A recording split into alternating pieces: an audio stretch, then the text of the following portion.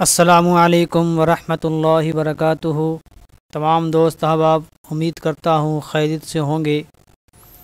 جیسا کہ آپ حضرات کے علم میں ہے کہ ہم الفوز الکبیر فی اصول تفسیر پر ڈیٹیل کے ساتھ، ترتیب کے ساتھ ایک بائی ایک ویڈیو آپ کے سامنے لا رہے ہیں۔ امید کرتا ہوں گا کہ آپ کو یہ اسباق پسند آ رہے ہوں گے۔ ویڈیو شروع کرنے سے پہلے آپ حضرات سے کو پوری ویڈیو میں یا ماقبل اسباق میں یا آگے جو اسباق آئیں گے، کسی بھی سبق کے اندر کوئی بھی بات آپ کو سمجھ میں نہ آئے یا کوئی بات آپ کو مشکل لگے یا کوئی بات آپ کو مکمل واضح معلوم نہ ہو، کوئی اشکال ہو، کوئی اعتراض ہو، تو کمنٹس کریں یا میرا نمبر ہے، اس نمبر پر بھی آپ رابطہ کر سکتے ہیں۔ یہ ہمارا 9واں سبق ہے، تو آج کے سبق کو میں ہم آغاز کریں گے یہود و نصارہ کی گمراہیوں پر ہم تبصرہ کر رہے تھے۔ ماقبل میں ہم نے یہ بیان کیا تھا کہ یہود و نصارہ میں ایک ان میں گمراہی تھی کہ وہ استحسان اور تشدد کرتے تھے۔ پھر آخر میں ہم نے بیان کیا کہ استحسان ایک وہ ہے جو فقہائے کرام کرتے ہیں، اور ایک استحسان وہ ہے جو یہود و نصارہ کرتے تھے۔ یہود و نصارہ اور فقہائے کرام کے استحسان میں بڑا فرق ہے۔ یہود و نصارہ والا استحسان جو ہے وہ ناجائز ہے۔ آج بھی اگر کوئی اس استحسان کا قائل ہے، اس طرح وہ کرتا ہے، تو وہ ایک غلط کام کر رہا ہے۔ اور جو استحسان فقہائے کرام نے جس کو اپنایا ہے، بلکہ فقہ حنفی میں جس کا ایک بڑا مقام ہے، وہ استحسان محمود ہے۔ اس لیے کہ جو فقہائے کرام استحسان کرتے ہیں وہ اس لیے کرتے ہیں تاکہ قرآن و حدیث پر، اللہ تعالیٰ کے اوامر پر عمل کیا جائے۔ یہود و نصارہ جو استحسان کرتے تھے وہ اس لیے کرتے تھے کہ اللہ تعالیٰ کے اوامر سے بچا جائے۔ تو اللہ تعالیٰ کے اوامر پر عمل کرنے کے لیے استحسان کرنا یہ محمود ہے، اور اللہ تعالیٰ کے اوامر سے بچنے کے لیے استحسان کا سہارا لینا یہ مذموم ہے۔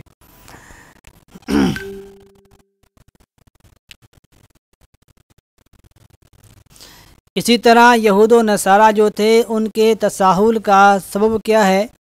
شاہ ولی اللہ محدث دہلوی رحمۃ اللہ علیہ نے اپنی کتاب الفوز الکبیر میں اس کے کئی اسباب بیان کیے ہیں۔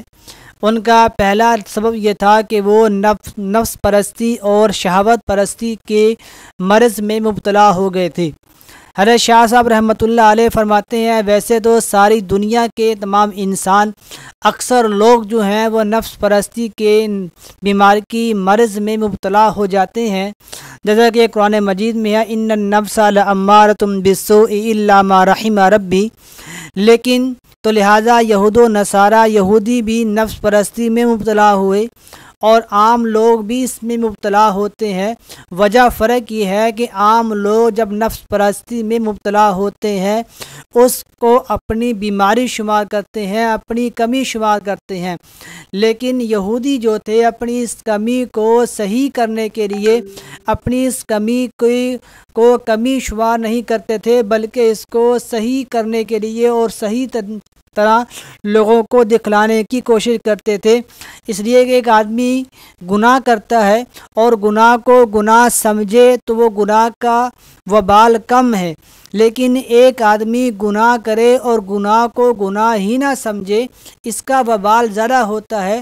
تو یہودی جو تھے نفس پرستی کی مرض میں مبتلا بھی تھے، لیکن اس کو مرض اور اپنی کمی بھی شمار نہیں کرتے تھے، اس لیے یہ ان کے لیے ان کے رذائل اور ان کی کمی اور ان کی گمراہی کے اندر ایک اضافے کا سبب بنا۔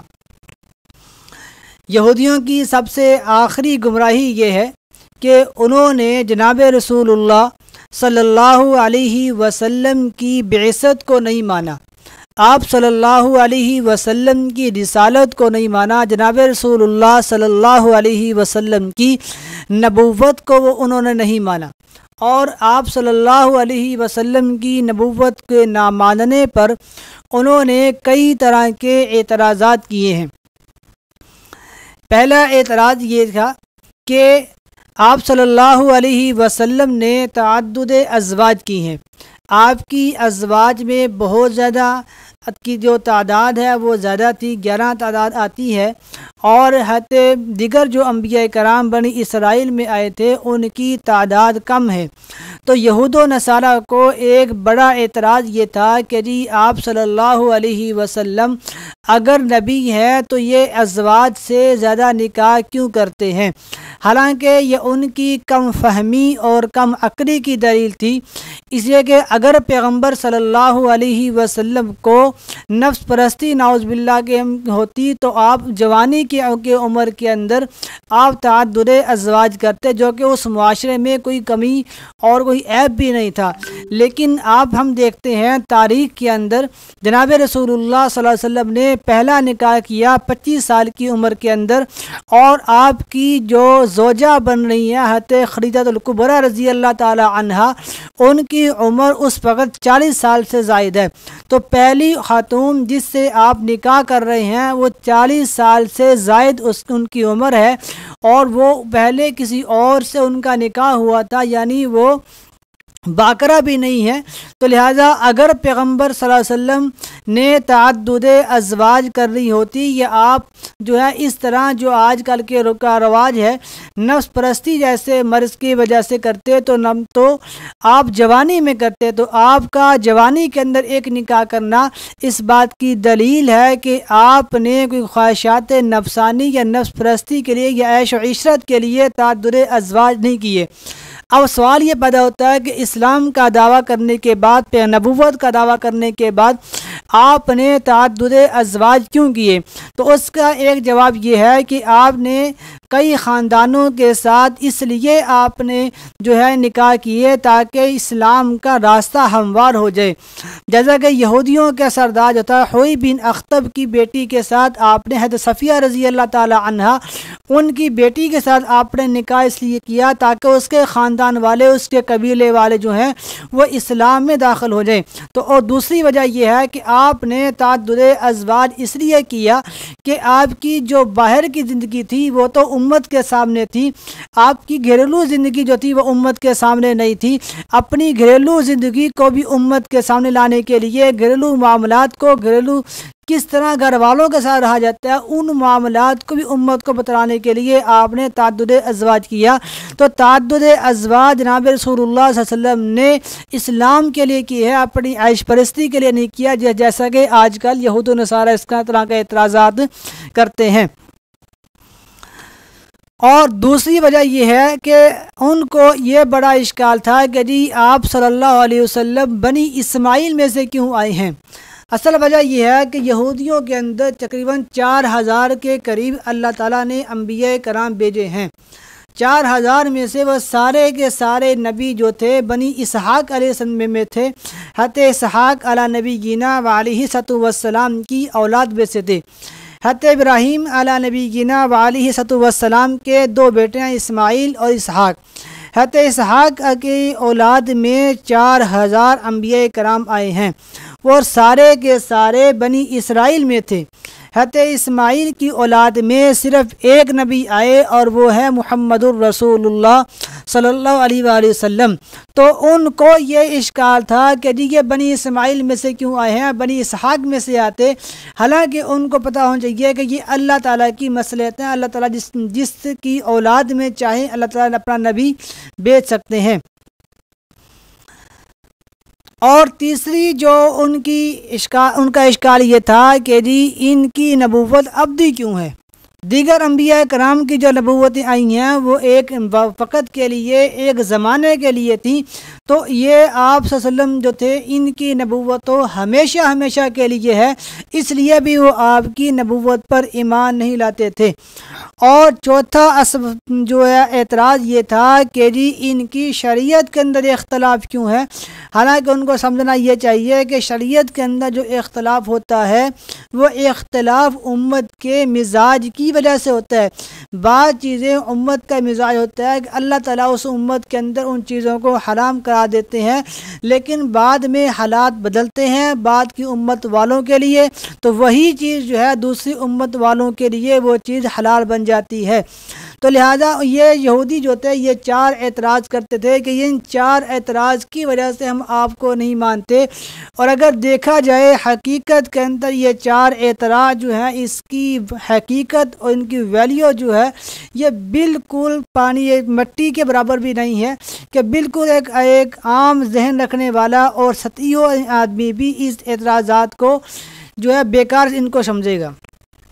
تو لہذا ان جو ہے 5 گمراہیوں کی وجہ سے یہودی جو ہیں وہ صحیح راستے پر نہیں ہیں، غلط راستے پر ہیں، اور باطل جو ہے وہ اقوام میں ان کا شمار ہوتا ہے۔ اب اگلا یہ ہے کہ موجودہ دور کے اندر یہودیوں کا نمونہ کون ہے؟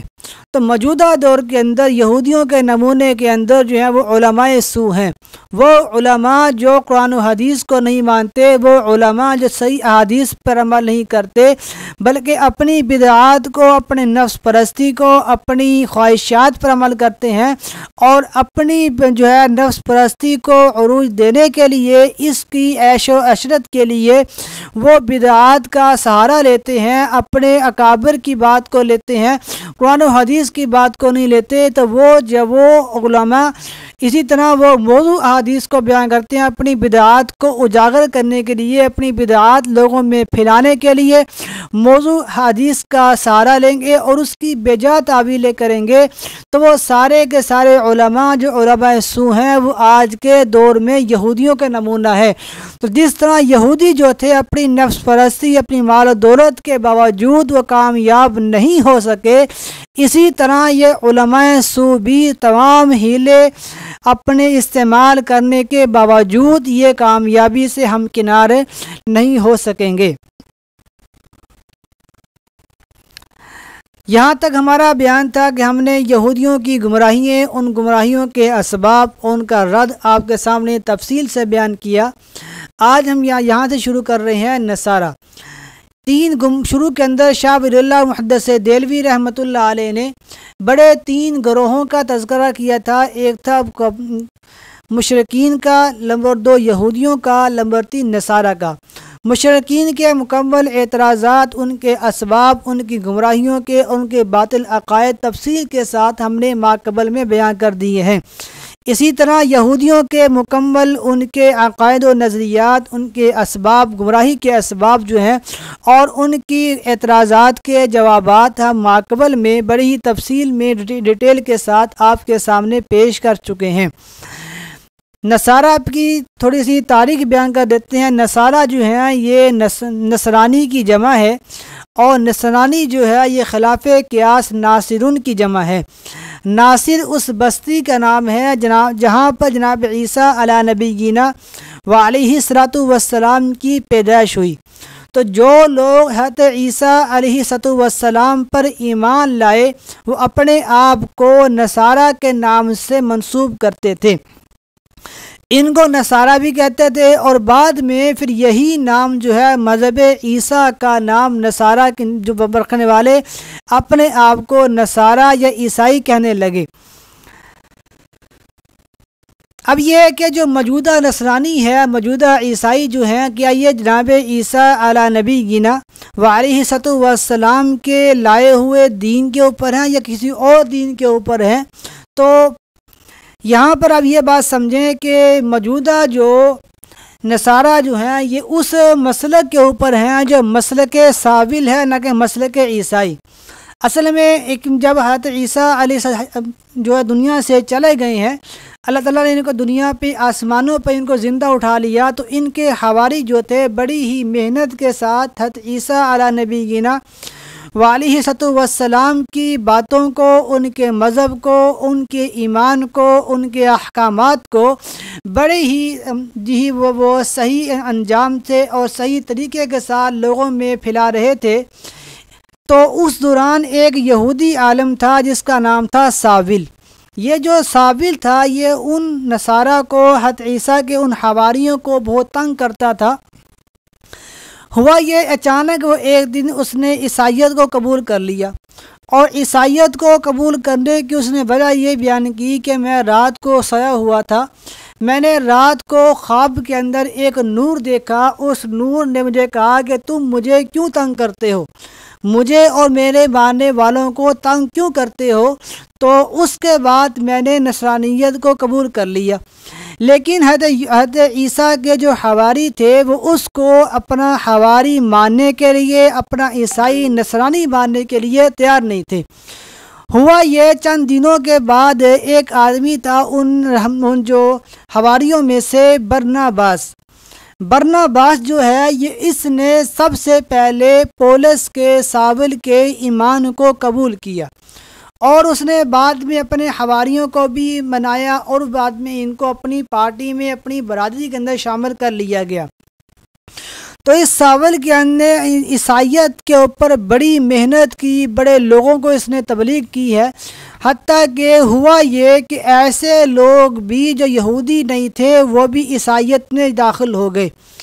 اس کی محنت کی وجہ سے لوگوں کے اندر اس کا ایک مقام بن گیا، اور لوگ جو تھے یہ سارے حواری بھی اس کی ہر بات کو ماننے لگ گئے۔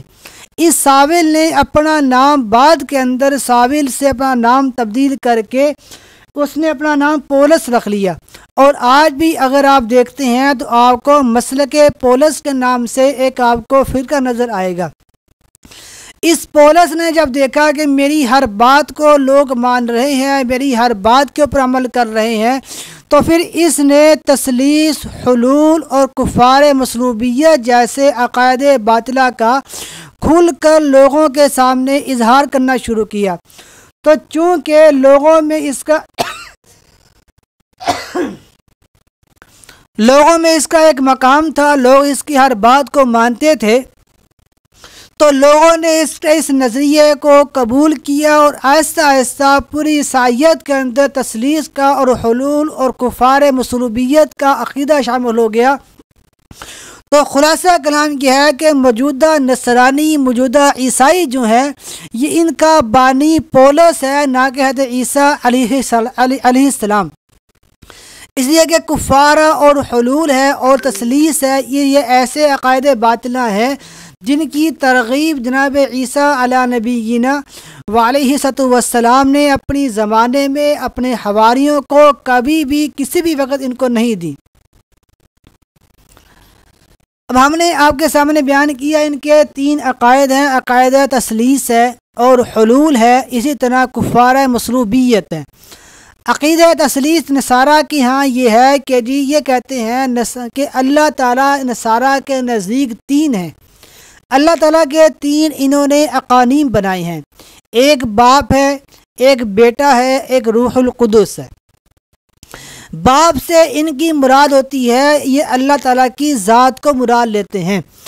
مطلب یہ ہے کہ کہتے ہیں کہ جس طرح باپ جو ہے بیٹے کے لیے اصل ہوتا ہے، اسی طرح ذات صفات کے لیے اصل ہوتی ہے۔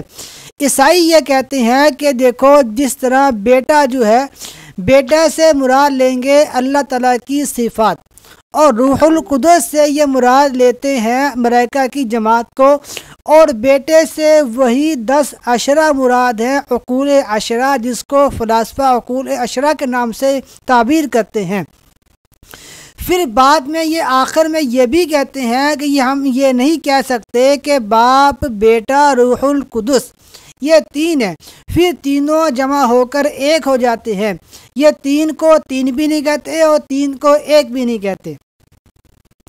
باقی یہ بیان کرتے ہیں کہ ہم خدا کو باپ کیوں کہتے ہیں، اس کی یہ دو وجوہات بیان کرتے ہیں۔ ایک وجہ یہ بیان کرتے ہیں کہ خود اس طرح تمام مخلوقات اپنے وجود میں خدا کی محتاج ہے، تو جب خدا کی محتاج ہے اس لیے ہم خدا کو باپ کہتے ہیں۔ دوسری وجہ یہ بیان کرتے ہیں کہ جس طرح دنیا کے اندر باپ اپنے بیٹوں پر شفیق اور مہربان ہوتا ہے، اسی طرح خدا تعالیٰ بھی اپنی مخلوقات پر شفیق اور مہربان ہے، اس لیے ہم اللہ تعالیٰ کو باپ سے تعبیر کرتے ہیں۔ تو یہاں تک ہماری آج کی ویڈیو تھی، ہم اپنے سبق کو یہاں پہ ختم کرتے ہیں۔ باقی ان تینوں باتوں کا جواب کہ 3 کو 3 کہنا، 3 کو 1 کہنا، اور باپ کو باپ، خدا کو باپ کہنے کی وجہ، حضرت عیسیٰ کو بیٹا کہنا، ملائکہ کی جماعت کو روح القدس کہنا، پھر ان تینوں کے 3 اقانیم بنانا، پھر تینوں کا 1 کرنا، اس تمام اعتراضات کا ہم تفصیل سے جواب انشاءاللہ آپ کو اپنی اگلی ویڈیو میں دیں گے۔ یہیں تک اپنی بات کو ختم کرتے ہیں۔ اپنا خیال رکھیے، ویڈیو پسند آئے لائک اور کمنٹس ضرور کریں، سبسکرائب کریں چینل کو، اور دعاؤں میں یاد رکھیے، اپنا خیال رکھیے۔ السلام علیکم ورحمۃ اللہ وبرکاتہ۔